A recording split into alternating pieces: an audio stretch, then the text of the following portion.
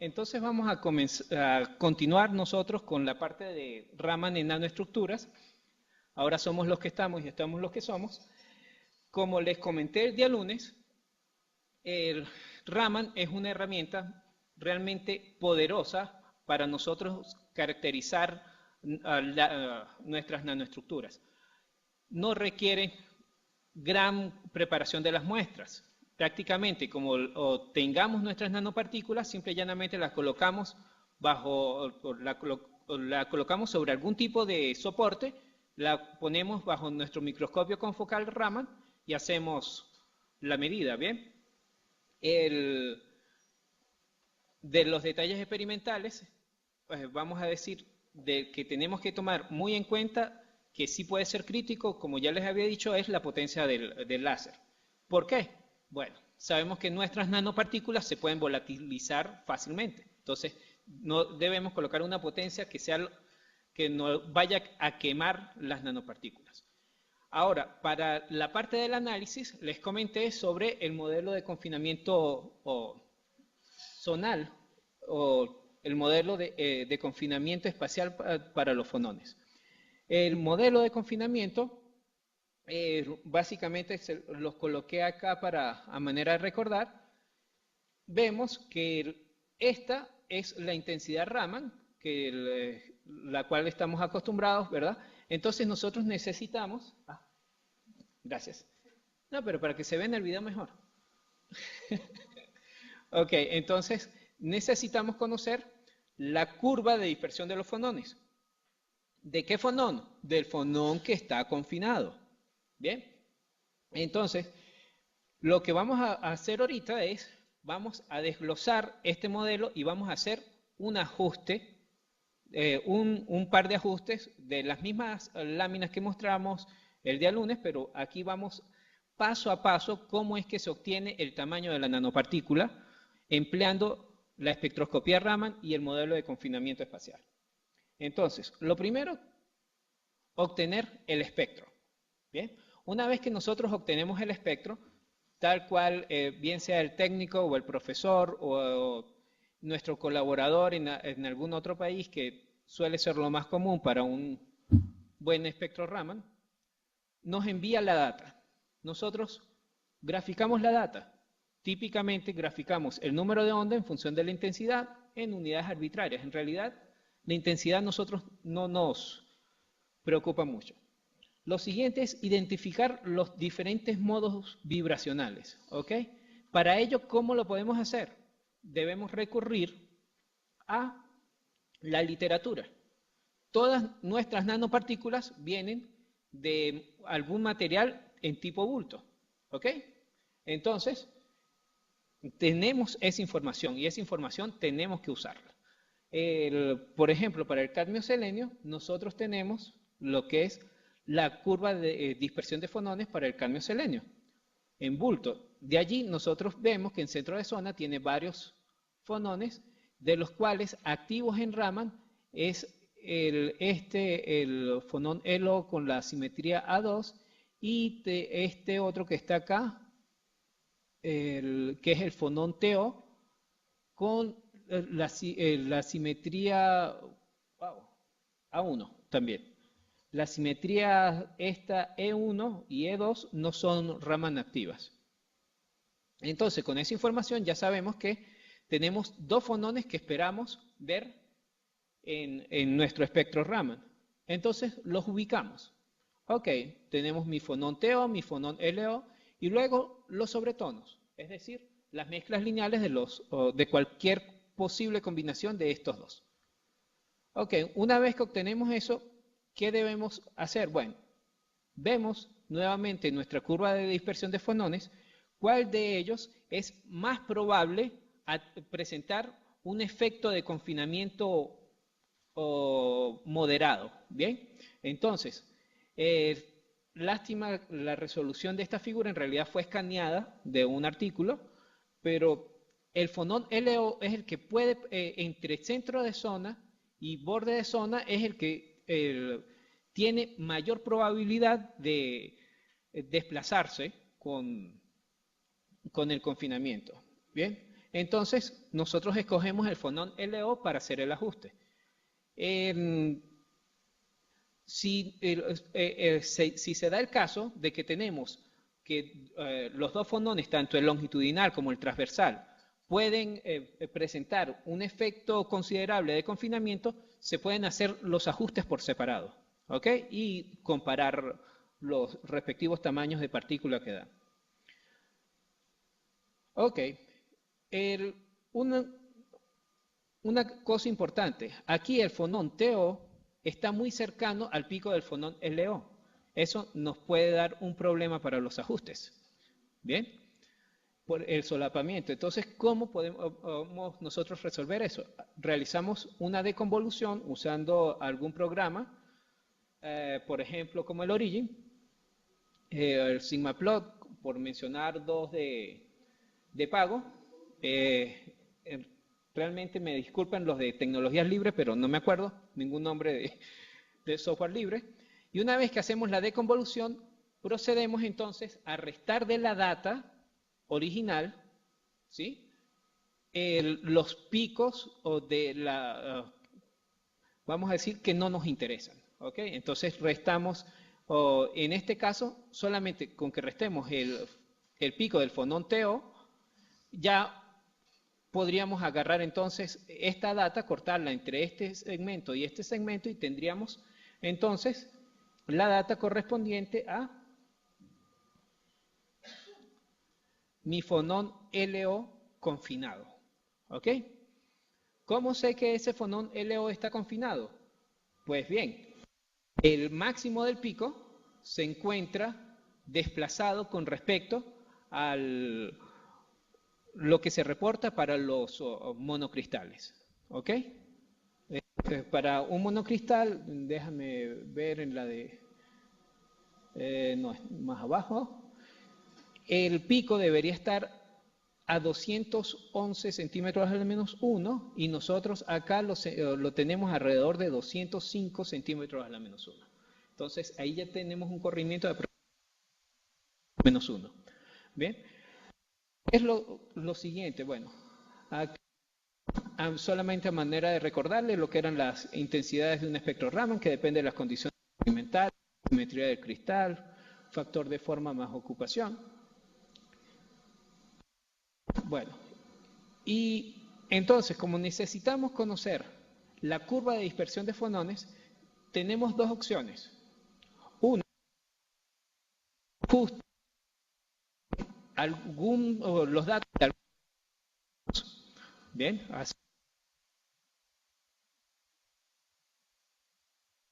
pero una opción sería tomar esa data.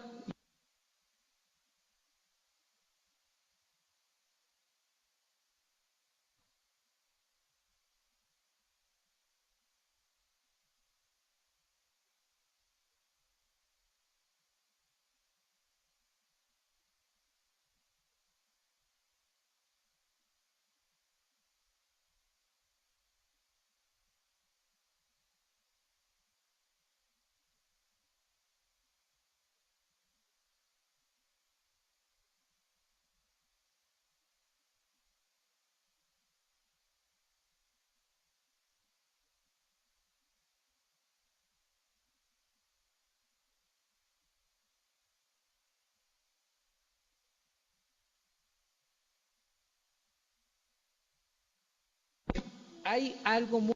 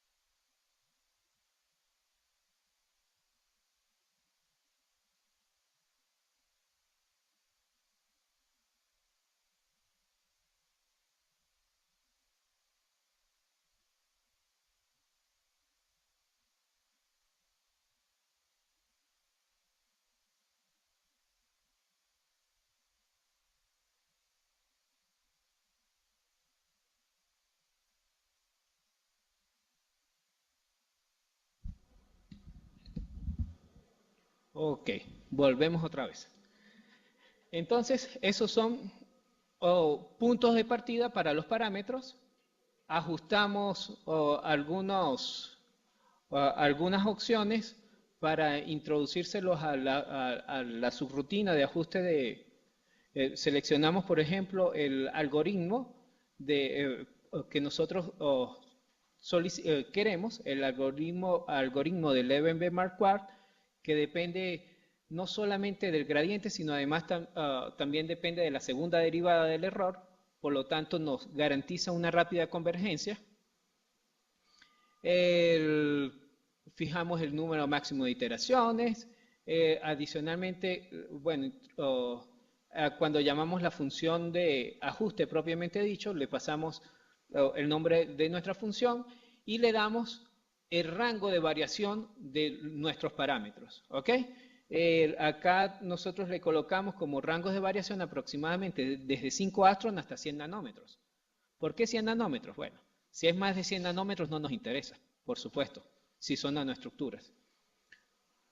Y bueno, con este algoritmo,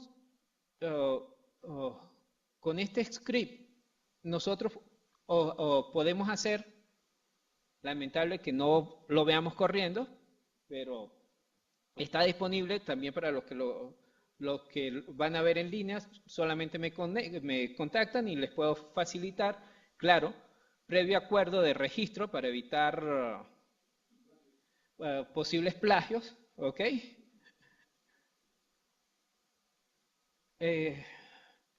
Bien, entonces, una vez que nosotros ya tenemos eso, lo que tenemos que es usar los parámetros adecuados en esas funciones para cada uno de los ajustes, y una vez que hemos corrido el script, llegamos a la lámina que les mostré el día lunes, donde se puede ajustar, donde se puede ver la calidad del ajuste, ¿ok? Aunque el día lunes les mostré adicional cómo con respaldado con el dato de microscopía electrónica, cómo eran de buenos nuestros estimados. ¿Okay? Para las nanopartículas de cadmio selenio, nuestro estimado era de 10 nanómetros y por espectroscopía electrónica se estimó alrededor de 12 nanómetros. ¿Bien? Para el caso del cadmio teluro, acá tenemos el espectro de las nanopartículas de cadmio teluro.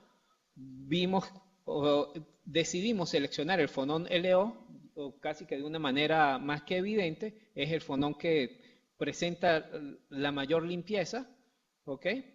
De los fonones que están presentes. Nuevamente revisamos en la curva de dispersión de fonones para el cadmio teluro, vimos que el fonón LO,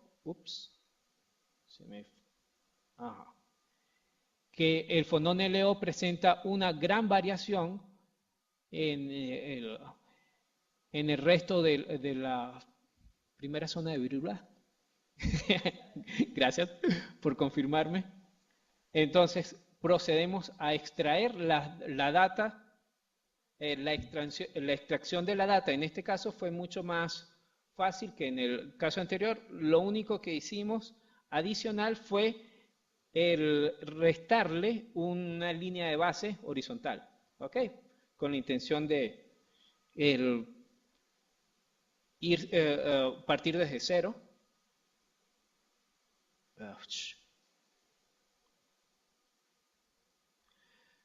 Usamos los parámetros adecuados para el cadmio teluro. Esto sí es un factor importante. Cuando uno está haciendo script en MATLAB, suele dar el mismo nombre al script y no actualizar los parámetros. Esos son errores tontos, pero te pueden consumir 3 horas de cálculo tranquilamente. Actualizas los parámetros y obtienes entonces el ajuste. El ajuste que nosotros obtuvimos fue de 25 nanómetros, el cual en realidad se los quiero mostrar para que vean de que no es truculenta la cosa.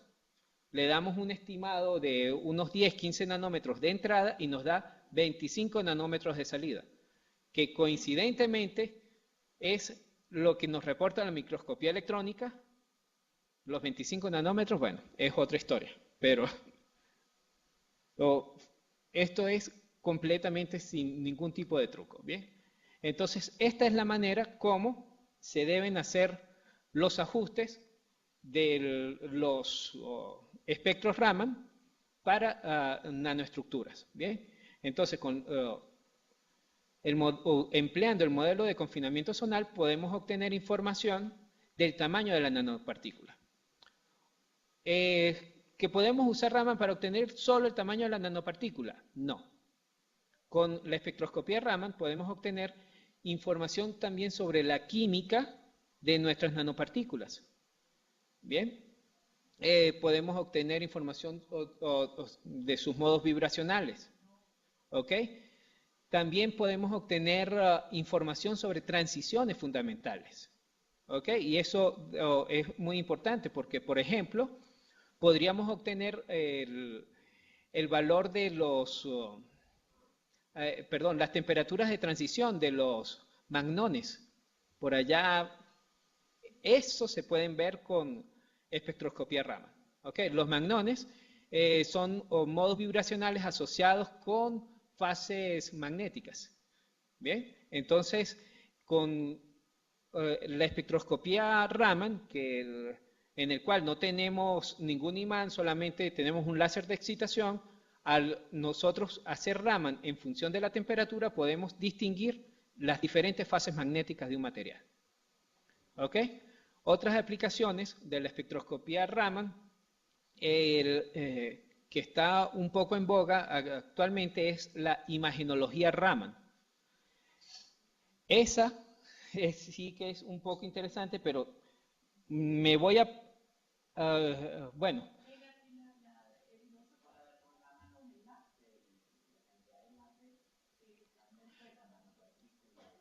El número de coordinación, uy, no he llegado hasta ahí. No he llegado ahí. Mejor te digo, no he llegado ahí todavía.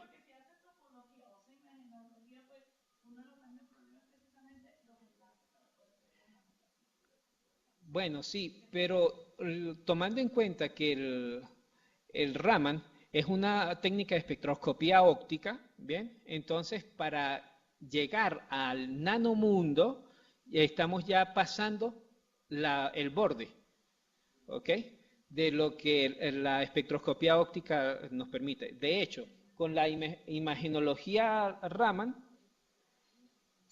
se le da un poquito más, como quien dice, le alargas la frontera a lo que es la espectroscopía óptica.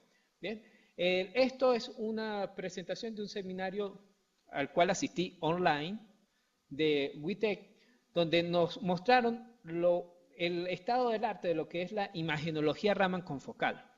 Bien, en lo interesante que vimos, bueno, nos explicaron cómo es el microscopio confocal, cosa que ya lo vimos, el efecto Raman. ¿Se acuerdan del señor Chandrasekhara Raman? ¿Okay? Cada vez que lo tengo que volver a leer. Entonces, ¿qué logran al mezclar? Toman básicamente la imagenología Raman, lo que hace es que tú tienes tu imagen de tu microscopio confocal, óptico, un microscopio óptico, entonces llegas hasta donde te alcanzan las fronteras de tu microscopio óptico confocal. Con la ventaja es que con el confocal tú puedes obtener la estructura en 3D, que con el microscopio normal o convencional no puedes extraer información 3D. Entonces, si a eso le agregas Raman y usas, de alguna manera, puedes obtener un espectro Raman sobre cada píxel de tu imagen, ¿ok? Estamos hablando de una imagen típica de 1 megapíxel. ¿Cuántos píxeles son? 1 milloncito de píxeles. Bueno, con estas nuevas tecnologías, tomar 1 millón de espectros Raman en realidad es cuestión de minutos. Lamentablemente, con nuestro espectro Raman, para tomar un espectro es aproximadamente 30 minutos, así que proyéctenlo para poder hacer esto, ¿no? Entonces, al nosotros poder tomar un espectro Raman sobre cada píxel de la imagen, nosotros podemos diferenciar la química de cada píxel. ¿Bien? Extraer la información más relevante de cada espectro Raman. Información relevante, ¿qué sería para nosotros? Bueno, identificar fases, es decir, identificar componentes. En cada píxel podríamos decir, aquí en este píxel yo tengo alcohol, en el segundo píxel tengo agua, en el tercer píxel tengo nuevamente alcohol. Entonces, sobre la imagen óptica ya puedo separar de alguna forma, obtener lo que es la química de la imagen. También puedo, o lo que son intensidades de pico, área de pico, es decir, también puedo cuantificar en qué zona tengo mayor concentración, por ejemplo, de nanotubos de carbono, en qué zona no tengo nanotubos de carbono. Puedo, de hecho, con el ancho y con la posición de los picos, yo puedo estudiar hasta estrés, cómo se distribuye el estrés en una muestra. Bien, por ejemplo, es bien sabido que la banda G de los nanotubos de carbono se desplaza con la presión. Bien, entonces si yo llego y le agrego a una aleación, le agrego nanotubos de carbono o le agrego estructuras de grafeno y yo hago imagenología Raman in situ, ¿ok? Donde esté la estructura ya final, yo puedo determinar cómo es la distribución de esfuerzos sobre cada píxel de la imagen, ¿ok? Y bueno, y finalmente pues mostrarlo todo como una simple imagen, que es la gracia de la imagenología Raman. Vamos a ver acá. Por ejemplo, esta es la imagen del microscopio óptico. ¿Bien? Yo conozco que el CH2 tiene este espectro. Y yo sé que el H2O tiene este espectro. Entonces, yo puedo llegar y integrar las diferentes zonas de mis espectros Raman sobre cada píxel y entonces asignarle un color a cada uno de ellos. Ups, ya va. Entonces, por ejemplo, la zona azul es donde está el agua presente, ¿ok? La zona roja es donde está el CH2 presente, el alcano, y la zona verde es donde tenemos el aceite presente. Entonces, si nosotros comparamos con la simple imagen óptica, ¿cómo podemos determinar allí quién es quién? ¿Ok? Entonces, a través de la imagenología Raman, podemos hacerlo. ¿Bien? Ahora, ¿qué necesitamos para hacer imagenología Raman? Aparte de un espectrómetro Raman, necesitamos detectores mucho más rápidos, ¿ok? Y necesitamos sistemas de microposicionamiento. Hay algunas otras, bueno, ejemplos. Aquí van a ver muchos. Si de repente les interesa que me paren alguno, me lo avisan con ok, de sí tengo espectros. Esto es una hoja de grafeno. Bien, el grafeno, a pesar de ser una capa atómica, es visible en microscopía óptica.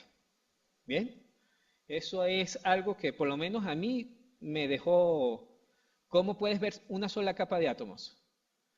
Bueno, acá con microscopía óptica puedes ver de que aquí ves los bordes y eso es una sola capa de átomos. ¿Ok?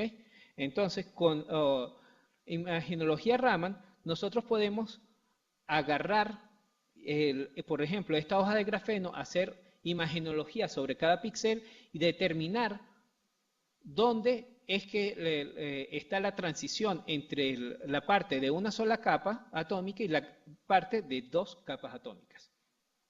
¿Cómo? Bueno, es simple. Hay ciertas propiedades en los espectros o Raman del grafeno que me permite diferenciarlo. Por ejemplo, en la posición de la banda doble, de los fonones dobles, en el grafeno de una capa y en el grafeno de doble capa se presenta un leve corrimiento. ¿Ok? Aparte que la banda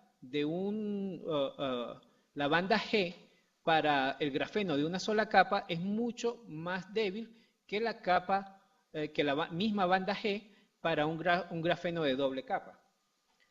Adicionalmente, pero acá debido a la intensidad con que se graficó esto, también tenemos información de la banda D.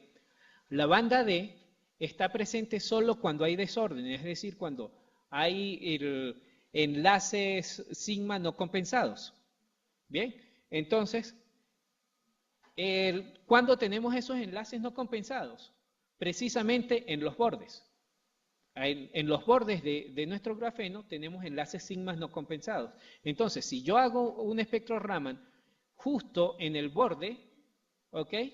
Voy a medir una banda D. Si yo tomo el espectro Raman en el centro donde no tengo bordes, entonces no tengo banda D. Entonces, con esa información nosotros podemos vamos a decir así, si no tuviésemos la imagen óptica para confirmar las fronteras de nuestro grafeno, con imagenología Raman realizada píxel a píxel, se puede hacer. ¿Bien? De hecho, actualmente estoy trabajando con el profesor Jesús González. Él está en España, yo aquí. Entonces, él tiene un espectrómetro Raman con posibilidad de hacer imagenología. Entonces, uno de los trabajos que me tiene es intentar de hacer el ajuste de los 1.240.000 espectros de una manera un poco más automática. Porque en realidad hacer 1.200.000 ajustes es duro. ¿Ok? Por ahora he llegado como a 60 y ya me cansé. Estoy esperando agarrar fuerzas para poder proseguir con él. Pero sí, hay que desarrollar una herramienta automática que discrimine qué es fondo, qué me sirve, qué no me sirve, cuál es el pico que quiero, porque 1.200.000 espectros es duro. ¿Perdón? Sí, no, hay que desarrollarlo. Sí, sin duda alguna. El detalle es que los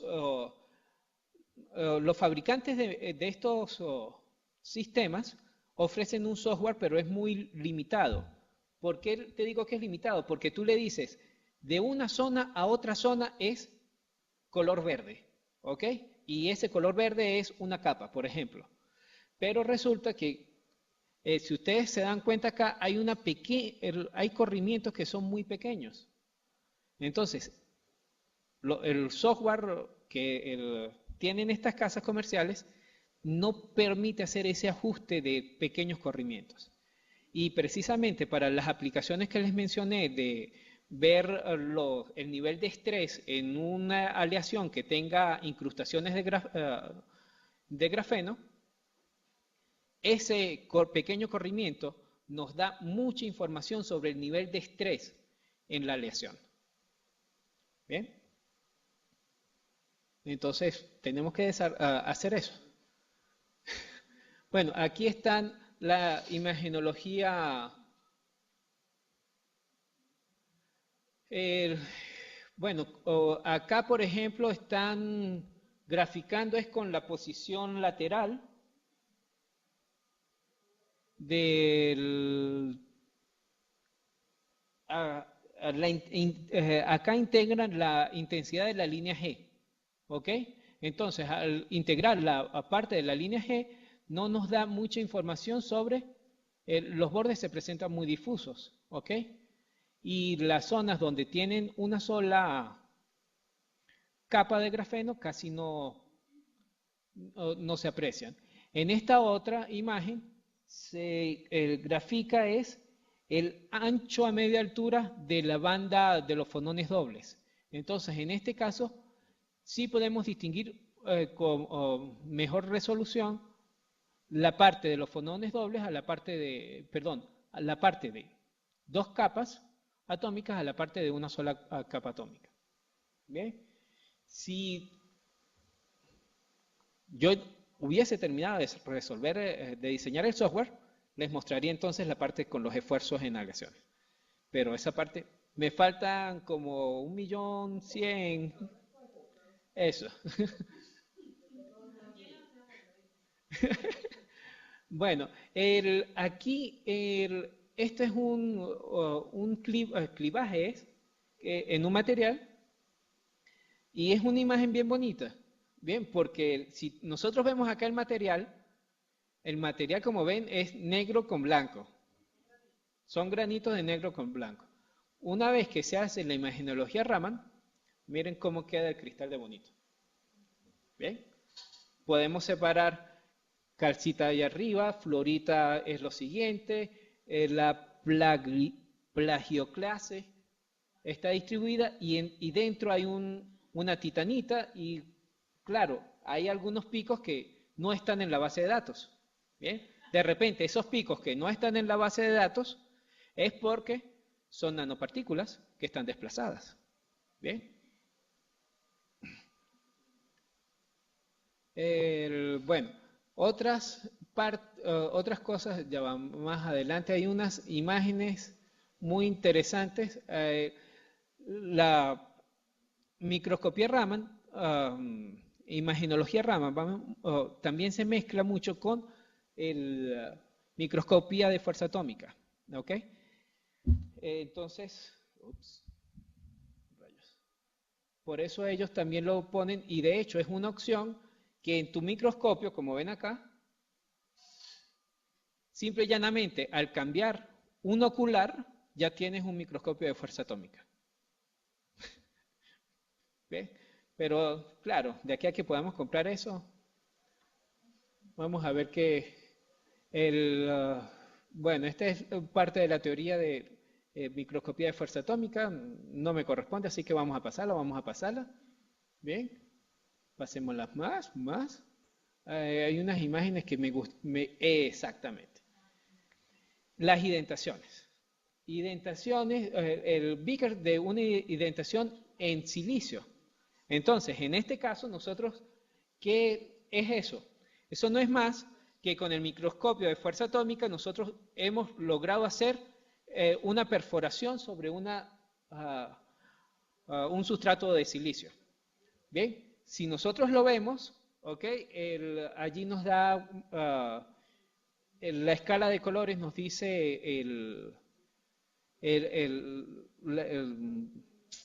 la altura, ¿ok? Gracias. Y nosotros conocemos que este es el espectro Raman del grafito. Bien, de la información que le podemos extraer a este espectro Raman, tenemos que el ancho del pico, el ancho a media altura, nos da información sobre su nivel de cristalinidad, mientras que la posición del pico nos da información sobre el nivel de estrés del cristal. ¿Bien? Entonces, al nosotros hacer imagenología Raman, nosotros podemos ver qué zonas se encuentran a un estrés compresivo y a otras a un estrés de tensión. ¿Bien? Y no solamente eso, nosotros, ¿se acuerdan que con la microscopía confocal nosotros podemos focalizar sobre diferentes zonas en Z? Bueno, al nosotros hacer ese barrido, ¿ok? Nosotros podemos obtener diferentes espectros para diferentes grados de capas atómicas. Claro, esto es posible porque estos espectros se toman en aproximadamente, déjame ver, por acá lo decían. Uf, no, creo que es más adelante donde lo dice. Sí. Porque estos espectros se toman en aproximadamente 3 milisegundos. Entonces, en 3 milisegundos se estima de que la luz del láser logra penetrar solamente unos 10 nanómetros. ¿Bien? Entonces, jugando con el tiempo con el nivel de focalización y con el tiempo de captura de los datos, nosotros podemos obtener diferentes capas atómicas que no son visibles, ¿ok? Y no necesitamos clivar el material, solamente tenemos el material, ya le hicimos la indentación y estamos con el Raman inspeccionando las capas internas de esa indentación. Entonces, a lo que la solapamos, ¿qué obtenemos? Una imagen tridimensional del nivel de estrés sobre el material. ¿Bien? Bueno, acá son ramas de soluciones, de lociones, perdón. Bueno, acá hay un dato interesante. Miren, con este sistema se toman 517.500 espectros en 23 minutos. ¿Bien? Por ejemplo, en nuestro sistema Raman, para ver los modos radiales de un nanotubo nos toma 30 minutos. ¿Ok? Ok.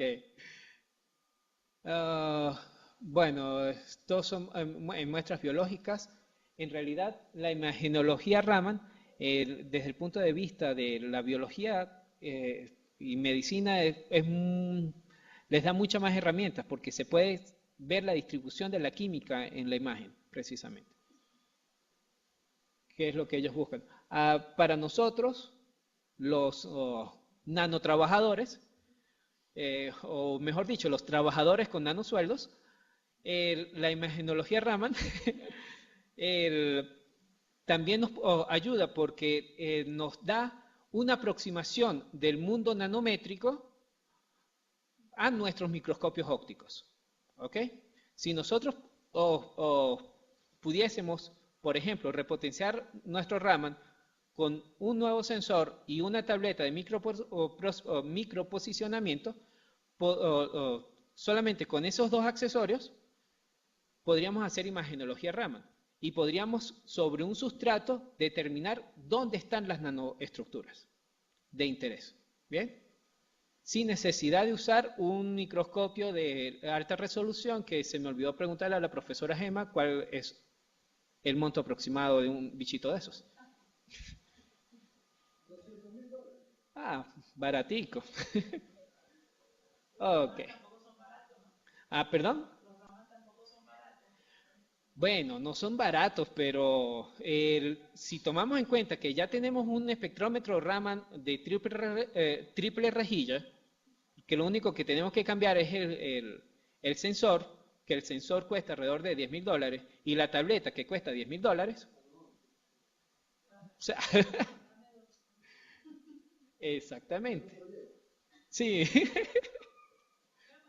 lo metemos por el Pay.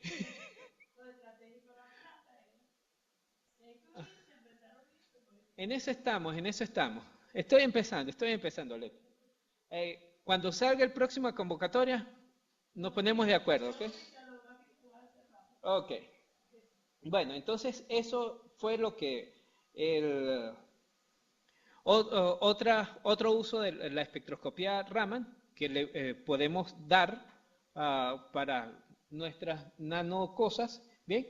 Y finalmente, para hoy, les tengo cómo identificar efectivamente los nanotubos de carbono con solo espectroscopía Raman. ¿Bien? Entonces, si ustedes recuerdan un poco de los nanotubos, ya va, déjenme ver dónde está. Allí En el caso del cemento, precisamente, eh, voy a empezar a trabajar con él. En el caso del cemento puedes ver la química de todos los elementos que está en el concreto, vamos a decirlo así, y su distribución. Incluso podrías determinar qué partes del cemento no reaccionaron. Porque, exactamente, Portland. Ok. Bueno, voy a empezar. No he iniciado. Con calma. Bien.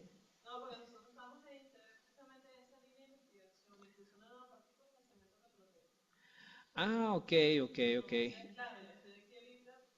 Mm, ya va, pero ese proyecto, había una chica, un muchacho que era así como medio más pancito que yo y no me acuerdo. Ellos vinieron varias veces.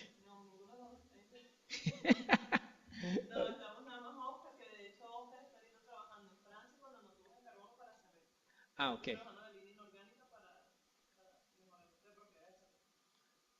Ya.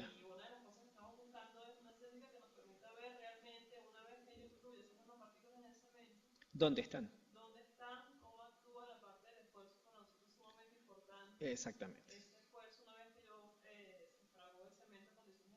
¿Cómo quedaron los esfuerzos? Sí, para eso es precisamente la... Ya veo, ya veo. Ya. Eso quedó grabado, ¿verdad? Ok. Ahora me pregunté, ¿has hecho de ese concreto de todo fraguado y todo? ¿Has hecho un análisis estructural de resistencia a fuego? No, fuego no. Porque sería,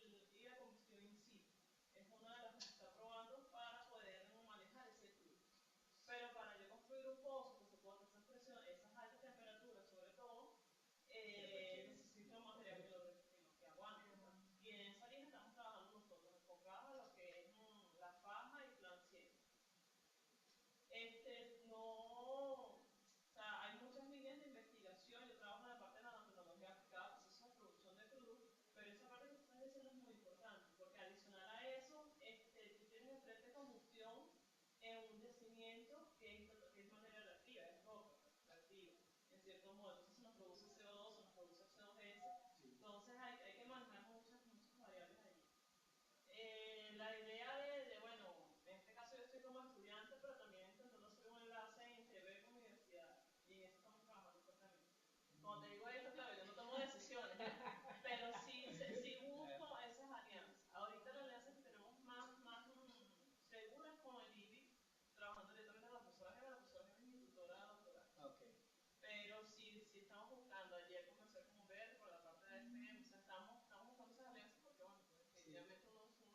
Ah, bueno.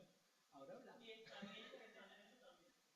sí, porque yo hago la parte de diseño estructural, entonces me llamó la atención.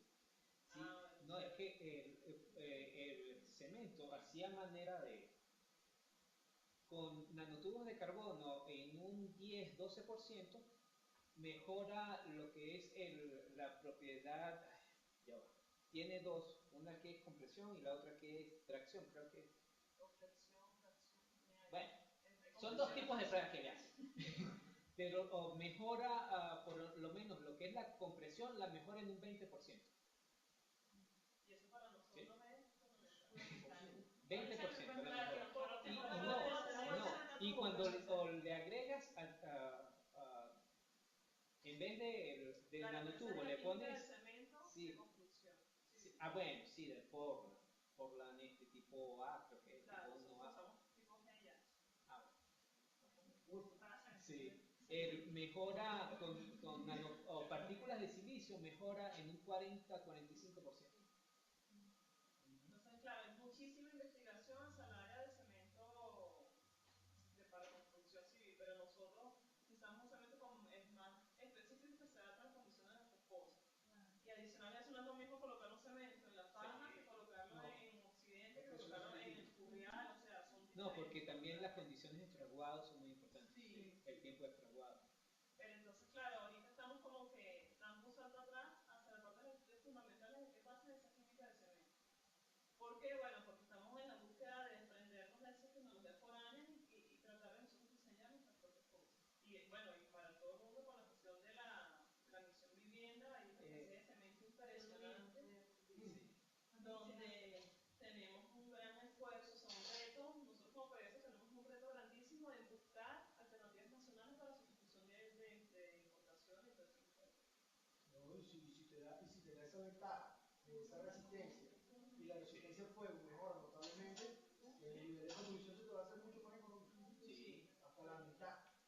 También tenemos muchas cosas desligadas, entonces otra cosa importante es la flexión, la plasticidad de este cemento, es hermoso porque nuestros pozos no son así, los pozos así, tienen chinchorro, tienen salpic, tienen un poco de geometría. Sí, el profesor Jesús González, que está ahorita en España, me comentó algo, creo que con la Total, está trabajando allá. Claro, pero ellos estuvieron en el Congreso de Química de Cemento y yo presenté la parte de nanopartículas.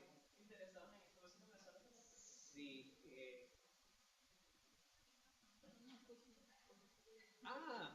Perdón.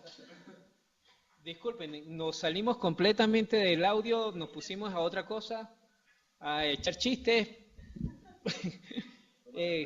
sí, tomar café, y nos salimos completamente de... Disculpen.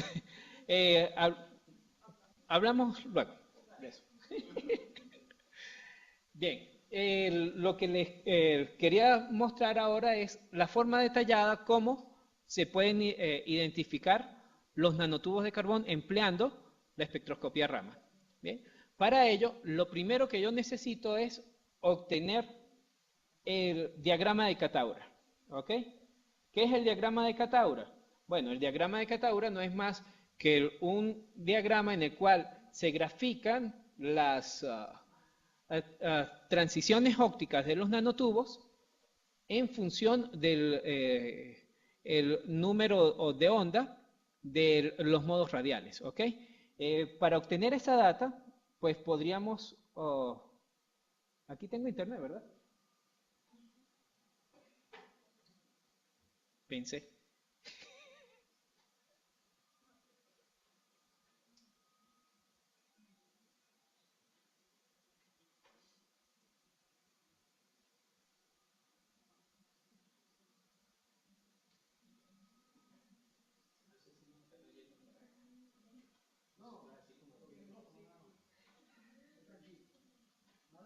Más de lo que salió esta mañana y no va a salir.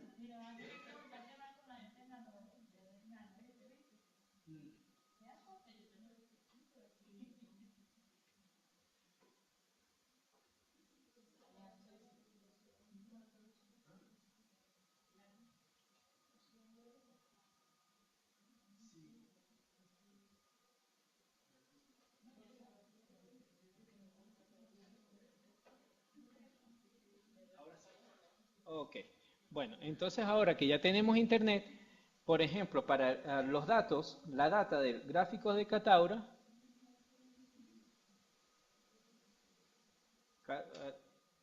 simplemente haciendo una búsqueda, encontramos la página web desarrollada precisamente por Kataura, el que ofrece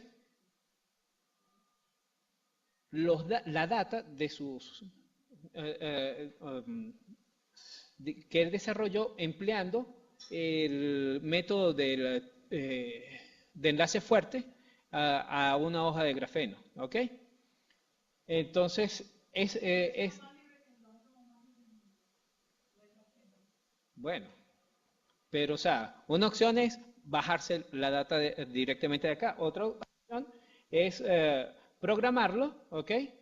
Que para eso está la opción del programa que les mencioné antes de ponernos en línea, que desarrolló el programa y ahora no lo puede usar porque otro lo registró. Entonces, una vez que tenemos esa data, acá la tenemos la quiralidad, ¿verdad? Una columna, dos columnas donde nos dan los números N y M, la información si son semiconductores o metálicos. Bueno, estas son correcciones que yo le realizo basadas en el cálculo del diámetro del nanotubo o basándose en el método del enrollando el grafeno corregido de cálculos de funcional densidad, ¿ok? Entonces yo aplico esa corrección para intentar de que la data sea lo más buena posible. Y acá tenemos entonces lo que son los modos RBM, la frecuencia del modo RBM de ese nanotubo, ¿bien? Y acá lo que son las singularidades del láser. Es decir, perdón, las singularidades del láser no, las singularidades que se presentan, las transiciones ópticas. Entonces, yo simple y llanamente en este gráfico lo que debo hacer es colocar la energía de mi láser, de excitación del láser, lo coloco en la horizontal y en la vertical los modos radiales que yo observé experimentalmente. ¿Ok? Y lo que obtengo es algo como esto. Bueno, si se dan cuenta, aquí nosotros usamos la línea del láser de 2.41. Entonces, acá las líneas verticales son las frecuencias de los picos que observamos experimentalmente con ese el láser de excitación. ¿Bien? Entonces, los puntos que nos quedan alrededor de esas intersecciones son las posibles quiralidades. ¿Bien? Observen, por ejemplo, que para ¿ok? Se nos presentan dos posibles opciones. ¿Bien? Las dos son metálicas. Lamentablemente no podemos decir de una manera fidedigna, es una de ellas. Entonces, cuando hacemos asignaciones por espectroscopía Raman, se suele indicar de que, bueno, puede ser el nanotubo 15.9, puede ser el nanotubo 22, por ejemplo. Hay otros, por ejemplo, en este caso, que vemos que efectivamente la mayor probabilidad la tiene el nanotubo con una quiralidad 11.7. Bien, ¿por qué? Porque tiene la energía de transición óptica está directamente sobre la energía del láser. Coinciden exactamente, entonces, sin duda alguna, ese está en resonancia. Bien, otro factor que se emplea para poder discriminar acá es precisamente cuál es la intensidad del pico del modo RBM. Si nosotros en el modo radial lo vemos con una gran intensidad, tenemos que escoger quiralidades que estén sobre lo más cercano posible a la línea de excitación del láser. Bien, ahora, si lo que tenemos son picos más anchos y de menor intensidad, entonces esas se deben principalmente a nanotubos que están un poco alejados de la energía de excitación. La pregunta es, ¿qué tan alejados? Bien, aproximadamente con 0.02 electronvoltios fuera de la línea del láser, ese modo radial ya no se ve. ¿Ok? Entonces, por eso nosotros nos ubicamos acá a partir del 241 hasta el 223, sí, hasta el 243 aproximadamente, son todas las posibles quiralidades que nosotros podemos ver con ese Raman en particular. ¿Bien?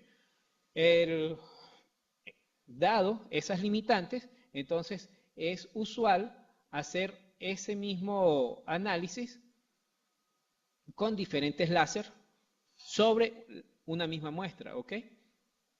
¿Por qué? Bueno, porque de esa manera, al nosotros usar, por ejemplo, este es un láser amarillo y este es un láser rojo, entonces nosotros podemos testear, vamos a decirlo así, muchos más zonas del Raman resonante. Entonces podemos ver una amplia gama de distribución de tamaños de los nanotubos y de posibles quiralidades que yo tengo en una síntesis. ¿Por qué? Bueno, como sabemos, todavía no se pueden controlar hemos logrado controlar aproximadamente la distribución de tamaños, pero no se ha logrado controlar efectivamente la distribución de quiralidades. ¿Ven? Entonces, es necesario saber cuáles son todas las posibles quiralidades que nosotros tenemos en nuestras síntesis. Entonces, para ello es que hacemos espectroscopía Raman con diferentes láser. Y bueno, esta es la metodología que les mostré, la que se usa para intentar de identificar los picos Raman que se puedan observar en los modos radiales de nuestros nanotubos. Bien, y bueno, creo que con eso ahí sí ya termino yo. Para los que están en línea, ¿preguntas? ¿Los que están locales? ¿Café? Ah, y para eso me...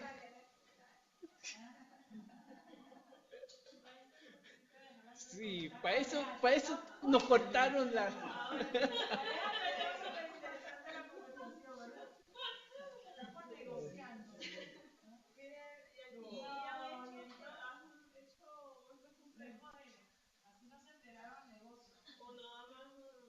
¿A qué te refieres con complejas?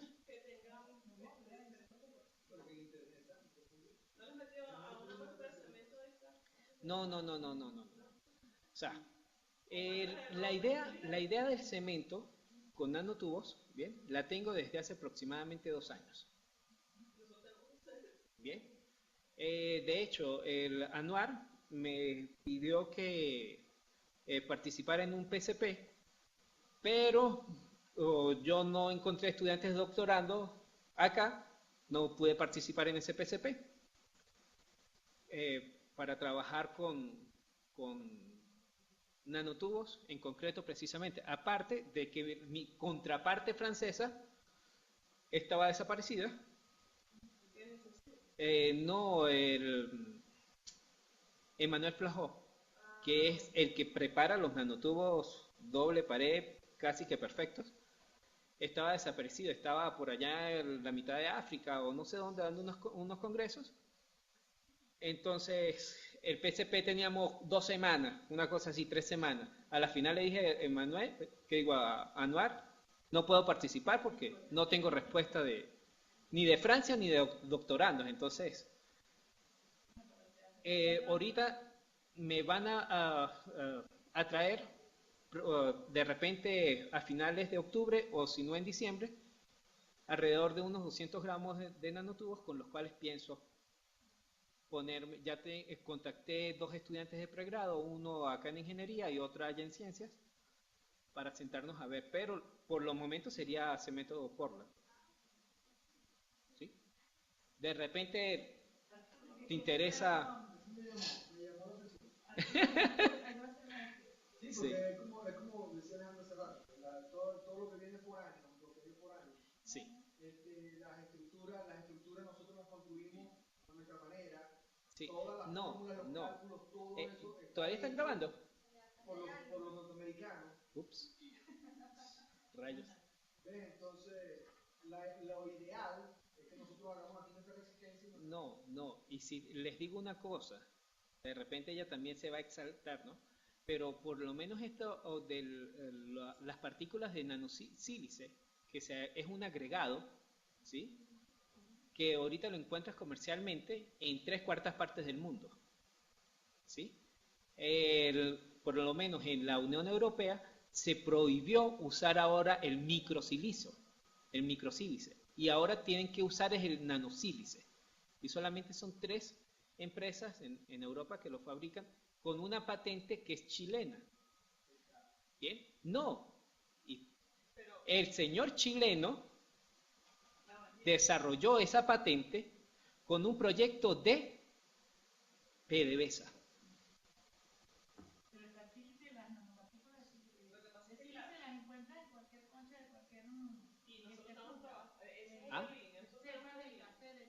Sí, entonces, eso fue una de las cosas que cuando llegué me puse a